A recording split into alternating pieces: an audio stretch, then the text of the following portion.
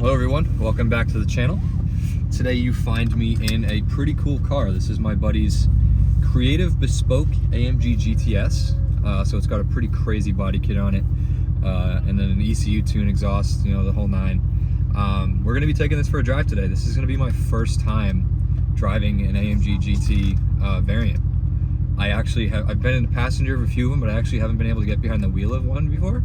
So we're gonna get my first impressions. I'm really curious to see how this huge front end feels, you know, going into corners and stuff. I've always been very curious about how it actually handles that weight up there. So put it to the test and see what my thoughts are. All right, so we are heading out onto the main road now. I don't know if you guys can hear me, apologies. I want the windows cracked a little bit to hear this exhaust. But yeah, the first thing I noticed is just how visceral being in this car is. Obviously this is a far from stock setup.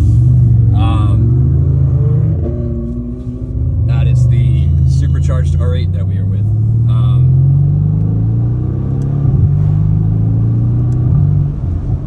So far,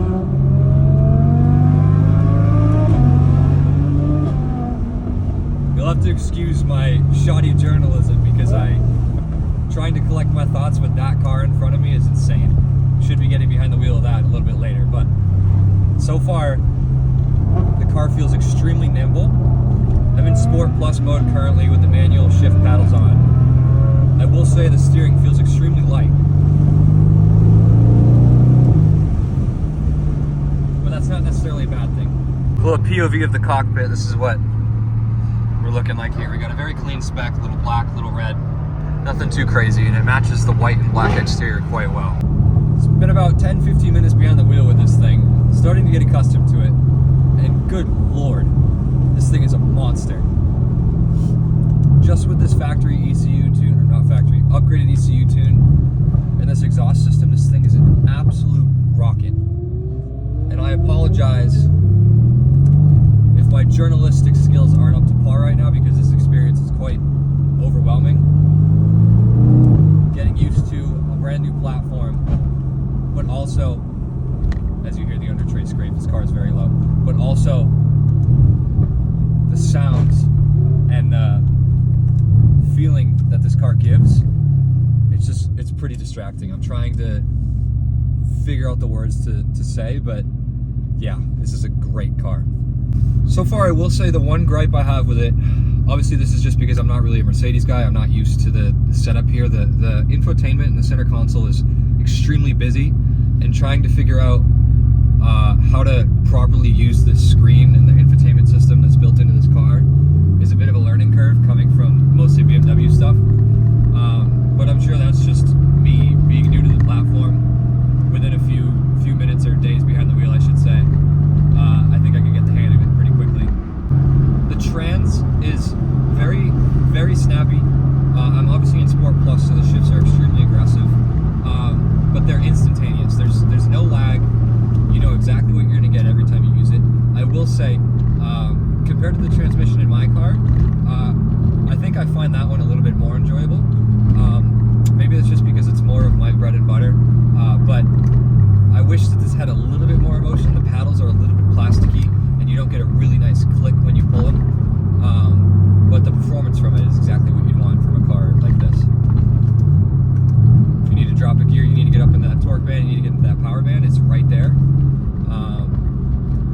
But yeah, I mean, like some of the other supercars that I've been behind the wheel of, early Lamborghinis, a Murcielago E-Gear, obviously it's a horrible transmission, but that feeling of pulling this, you know, billet paddle and having this nice mechanical click, and then getting thrown into the back of your seat because the single clutch is just so aggressive. It's obviously not practical. It obviously isn't a very good transmission in the grand scheme of things, but I find it just so enjoyable, and it really shows the character of those early 2000s supercars.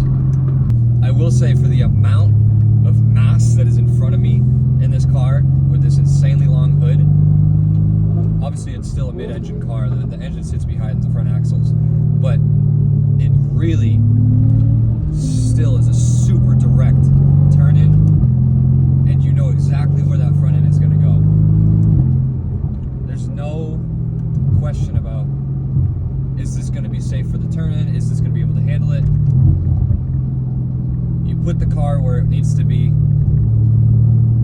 and it does it, no problem. Sorry in advance if anybody was hoping to open this video and get some technical rundown of an AMG GTS, but this car's been out for so long that there's no need for me to run over all the technical specs. You guys know the deal.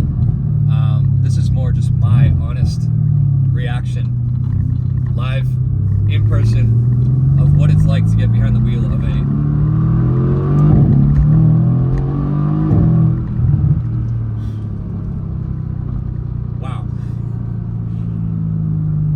I know speed doesn't portray well on camera, but mother of God, this thing is fast. It's such a good car, especially for the money. I don't know what the market is really right now, but I know for a while you could get these well under $100,000. Obviously this is not a stock car, so you'd be spending money to get to this setup, but for what you get, it's a hell of a car. Another thing to think about is, obviously this car is a GT car, right? I mean, it's an AMG GT. Which by nature is aimed to be a long distance cruiser that can be a super sports car, but also comfortable and practical at the same time. I will say that I've been about 20 minutes, 25 minutes in this car. If I was doing a super long road trip, I don't know if these buckets would be very good for me.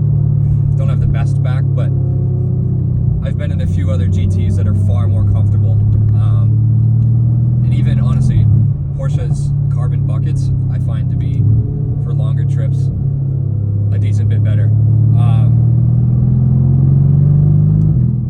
But for quick blasts around town, when you're just trying to have a spirited drive, they really add to the experience. You're really deep in this bucket that has these super tall bolsters that hold you right in place, which is exactly what you want.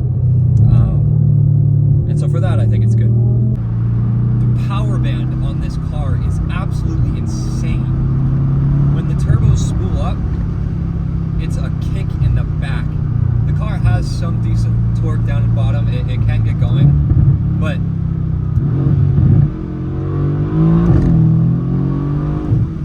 oh my God, up to the top of that RPM, 6 to 7K, it is absolutely insane how fast this car is.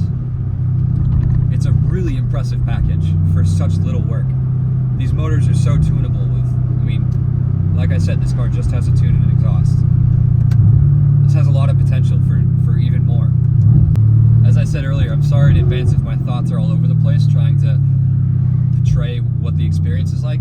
And I'm expecting, if I can get behind the wheel of that R8, which I think I will be, I'm going to be even more scatterbrained, because that car is absurd. 850 horsepower, ESS supercharged, second gen R8 obviously. So Huracan platform, I'm looking forward to getting in that car.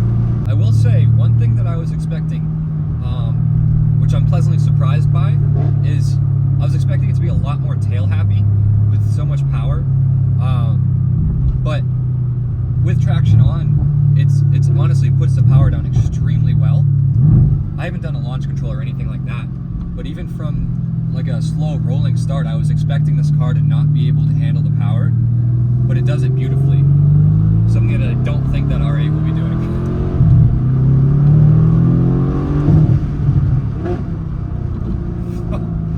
This is what Sundays are about. I think that's gonna do it for my seat time in this car. I drove it for about an hour. Super enjoyable experience, really good package, especially for the money. I hope I did a good job of portraying my emotions while driving it, because it's a handful. So I'm gonna end this video here. Thank you for watching. Please feel free to like, comment, subscribe. Gonna swap keys with someone and hop behind the wheel of an R8. So keep an eye out for that video coming up.